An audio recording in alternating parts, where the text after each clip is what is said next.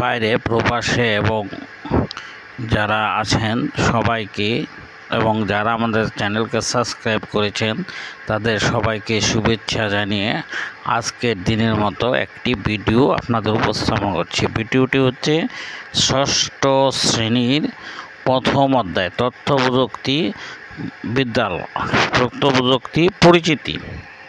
তো এখন আমরা যে কভার পেজটা খুব সুন্দর হয়েছে এবং যে কোনো পড়ার আগে আমরা আগে তার মানবন্টন সম্বন্ধে জানব।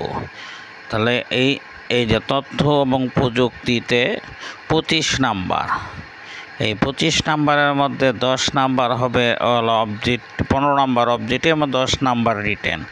তো আমরা এই অধ্যায় আজকে শুরু করছি। এই অধ্যায়ের হচ্ছে প্রথম হচ্ছে তথ্য ও প্রযুক্তি পরিচিতি।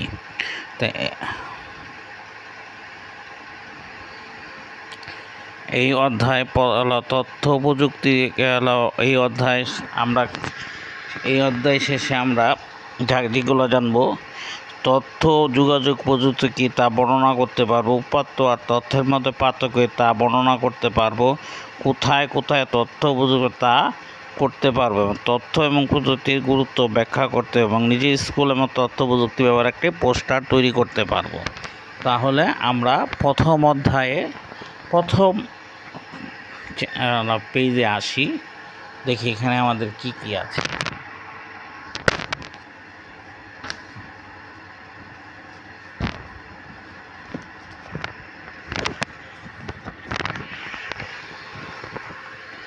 তথ্য ও যোগাযোগ শব্দটি আমাদের কাছে খুবই, আর প্রযুক্তির অনেক উদাহরণ শুরু হয়েছে। আমরা যখন তথ্য এবং প্রযুক্তি কথাটা বলি তখন বিশেষ বিষয় বোঝায়, সেই বিষয়ে বোঝার জন্য কয়েকটি ঘটনা কল্পনা করতে পারি। যেমন প্রথম ঘটনা হচ্ছে কি, নেত্রকোনা আটপাড়া জেলায় কৃষক ইউনুস একদিন বাংলাদেশ টেলিভিশনে কৃষি দিবানিশী অনুষ্ঠানটি দেখে এবং এখান থেকে সে জানতে স্ট্রবেরি নামে একটি বিদেশি ফল, সেটা নাকি বিদেশি, এবং ইউনুস খুব উৎসাহে তিনি 4 মাস খাটনি করে তার 1 একর জমিতে স্ট্রবেরি চাষ করাতে তার পরবর্তী ঘটনা কি, নেত্রকোনা জেলায় এটা হচ্ছে প্রথম। আচ্ছা, আর 1 নম্বর ঘটনা হচ্ছে মাসুমের বাড়ি ভোলা জেলায় চরফ্যাশন উপজেলা। তার বাবা সাগরে মাছ ধরে সংসার চালায়। নৌকা দিয়ে যাওয়ার সময় তার বাবা ছোট একটা রেডিও নিয়ে যায়। একদিন তার বাবাকে জিজ্ঞেস করে, বাবা তুমি রেডিওটি নিয়ে যাও কেন? বাবা বলল, সাগরে যে ঝড় বৃষ্টি হয় সেই খবরটা আমি দ্রুত রেডিওতে পেয়ে যাই। আচ্ছা, দ্বিতীয় ঘটনা হচ্ছে নেত্রকোনা জেলায় আটপাড়া উপজেলায় কৃষক ইউনুস একদিন বাংলাদেশ টেলিভিশনের কৃষি দিবানিশী অনুষ্ঠান এবং সেখান থেকে জানতে পারে স্ট্রবেরি নামের একটি বিদেশি ফল নাকি বাংলাদেশে চাষ করা সম্ভব। ইউনুস খুব উৎসাহী একজন কৃষক, তিনি 4 মাস খাটাখাটনি করে এই স্ট্রবেরি যেমন খুব ভালো ফল পেলেন। এই সুস্বাদু পুষ্টিকর ফল বাজারে বিক্রি করে সে কী করলো, প্রচুর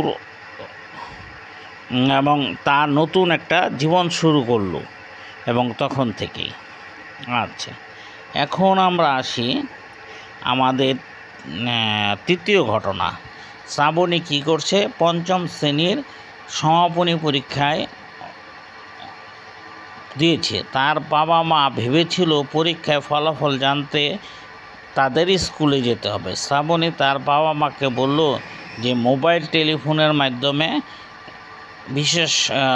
বিশেষ নম্বরে তার রোল নম্বর আর বোর্ডের আইডি লিখে দিলে একটি SMS পাঠালে ফলাফল চলে আসবে।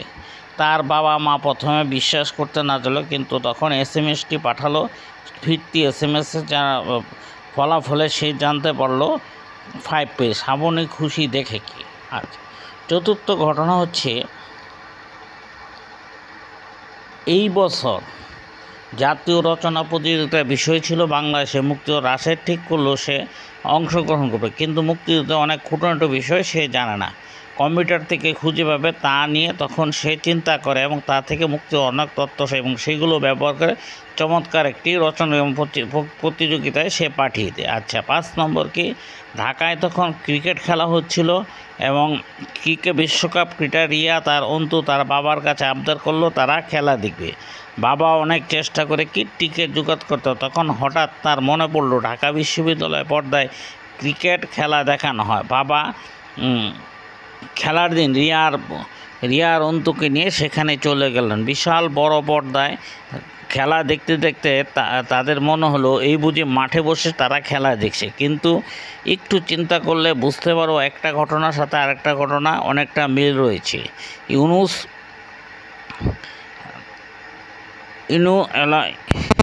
এখানে মাসুমের বাবা রেডিও জ্বর বিশ্লেষে জানতে পারে, রেডিও টেলিভিশন বা স্ট্রবেরির তথ্য, শ্রাবণী মোবাইল ফোনে তার কি রেজাল্ট জানতে পারে এবং ক্রিকেট খেলা দেখতে পারে। তোমরা বুঝতে পারছো তথ্য দেওয়া এবং আদান প্রদান ব্যাপারটি একদিনে হয়নি। একসময় মানুষ একের সাথে অন্যের যোগাযোগ করত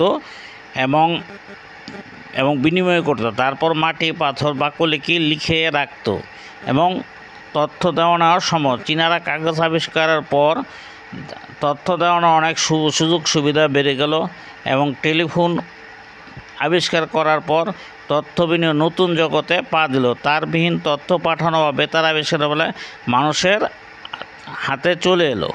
এখন এখানে আমরা দেখছি যে আমাদের কাজ কি, 4-5 জনের দল তৈরি করে স্কুল পাঠের মধ্যে কী যন্ত্রণামূলক হচ্ছে তার তালিকা দেওয়া, দেখা যাক কোন দল সবচেয়ে বেশি লিখতে এবং যন্ত্রের কাজ কি তা খাতায় লিখতে হবে। তাহলে এখানে আমাদের প্রথম আছে রেডিও।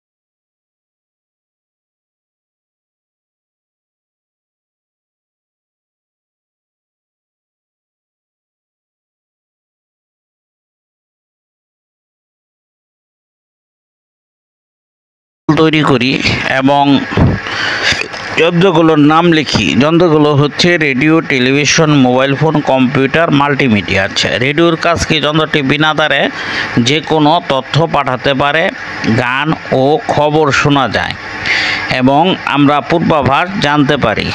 আচ্ছা, টেলিভিশন একসাথে কি শোনা এবং দেখা যায়, এটা হচ্ছে টেলিভিশনের কাজ।